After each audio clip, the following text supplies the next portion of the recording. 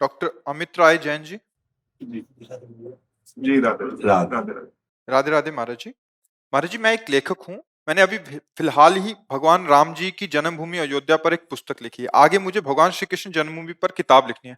आप श्री राम जी एवं श्री कृष्ण का दार्शनिक अंतर स्पष्ट कर सकते हैं महाराज? कोई अंतर नहीं है।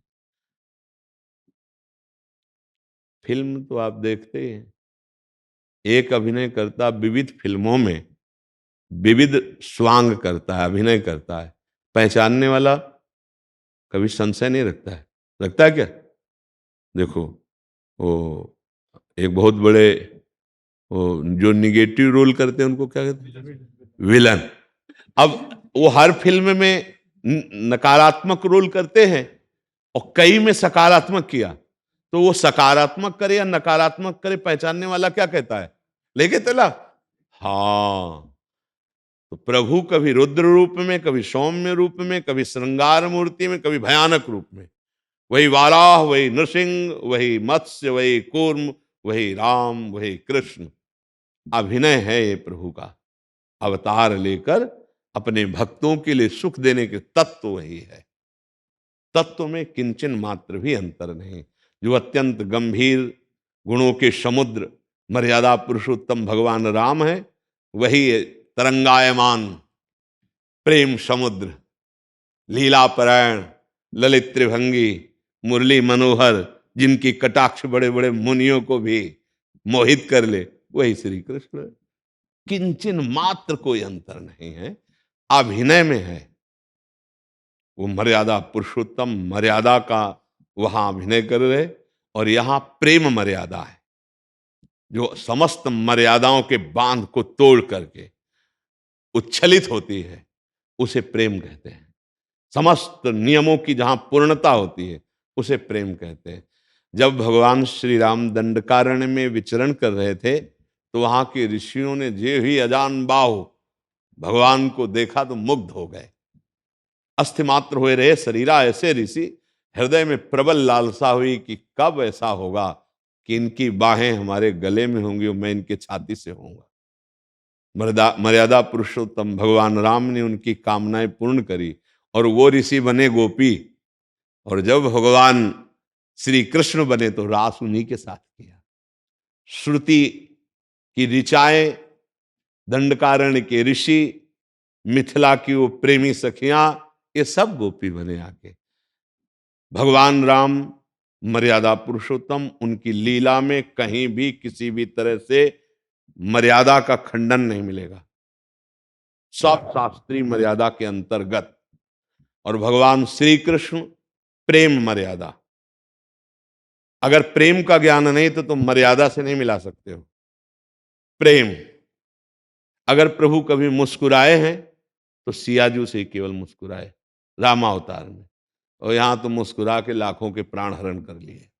चाहे वो श्री सुखदेव जी हो ना, परमहंस शिरोमणि, चाहे सुखदेव जी हो, और चाहे वो मधुसूदन सरस्वती हो, चाहे वो प्रबोधानंद जी महाराज हो, चाहे वो कोई बहुत बड़ा ऋषि हो, चाहे मुनि हो, चाहे किसी को मंद मुस्कुरा के लाल की रूप माधुरी नैनन निरख नेक सखी, मन सिज मन हरन हास सावरो सुकुमार रास, नख सिख अंग अंगन उमग सौभग शिव नखी। औरों की तो बात जाने दो, जटाजूट धारी भगवान शंकर भी गोपी बन करके जिनके गले में हाथ डालना चाहते हो हैं श्री कृष्ण।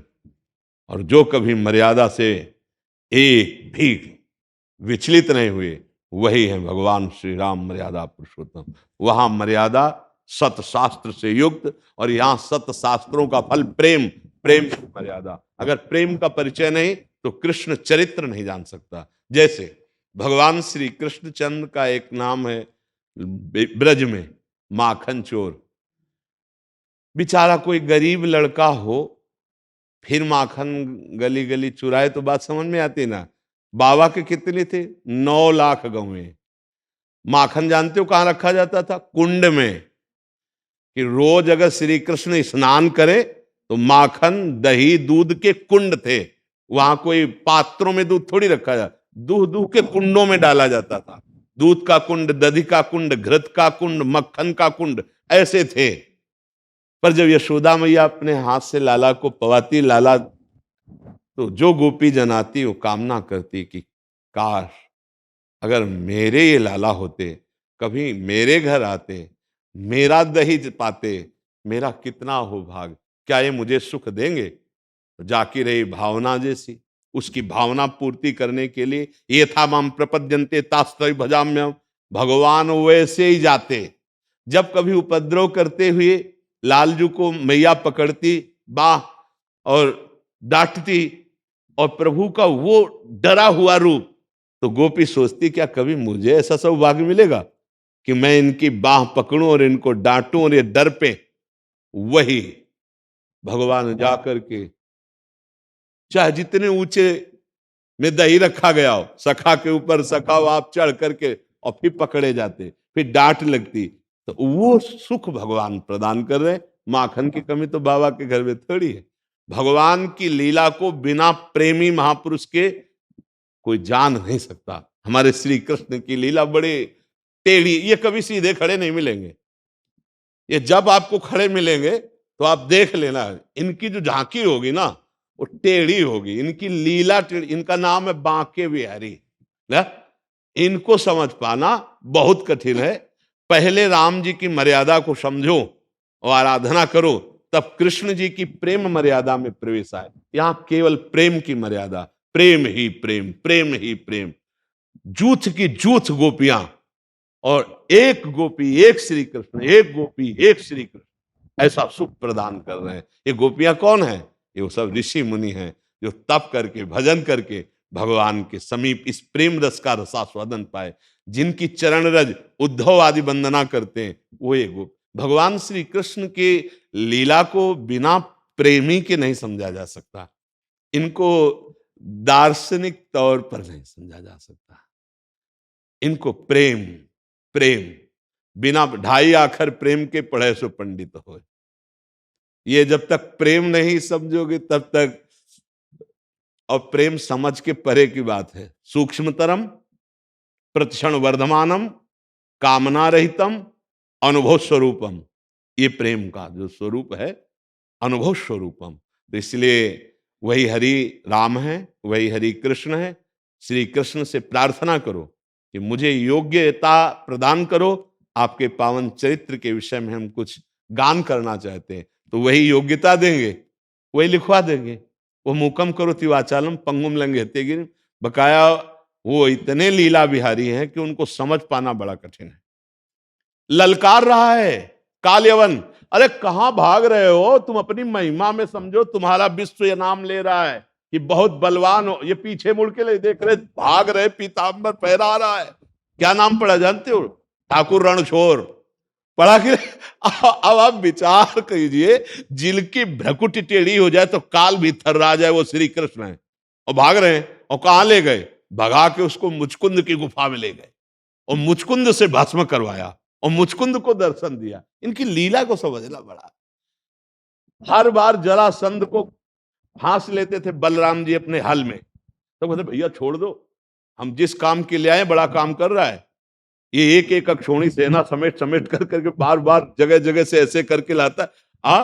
हम जिसका भार उतारने के लिए आए बहुत बड़ा सहयोग कर रहा है, इसे छोड़ दो। 18 बार आक्रमण किया भगवान पर, 23 अक्षोणी सेना लेकर, 23 अक्षोणी सेना लेकर के 18 भीम अर्जुन और आप साथ गए और द्वंद्व युद्ध की भिक्षा मांगी और फिर फड़वा के फेंकवा दिया। बड़े लीला बिहारी। उनकी लीला को समझ पाना बिना भगवत प्रेम के नहीं हो सकता। इसलिए बहुत संभाल के उन्हीं से प्रार्थना करोगे। राम जी की लीला के विषय में उनकी कृपा से कुछ समझ सकते हो, क्योंकि सीधे हैं, बहुत सीधे सरकार, गंभीर। और ये कभी सीधे नहीं मिलेंगे। हाँ इनकी चितो है तो वही ना, कोई दूसरे थोड़ी, बहुत प्रेमी है। इसलिए बहुत अच्छा सौभाग्य कि आप भगवान के विषय में कुछ भी लिखें, बहुत सावधानी से लिखें। हमारी प्रभु की महिमा प्रकाशित हो, कहीं कोई अवहेलना या निंदा ना हो, तो जीवन धन्य है। प्रभु के विषय में लिखना, प्रभु के विषय में सोचना, प्रभु के विषय में बोलना, ये सब मंगलमय हो जाता है जीवन का लाभ। जी।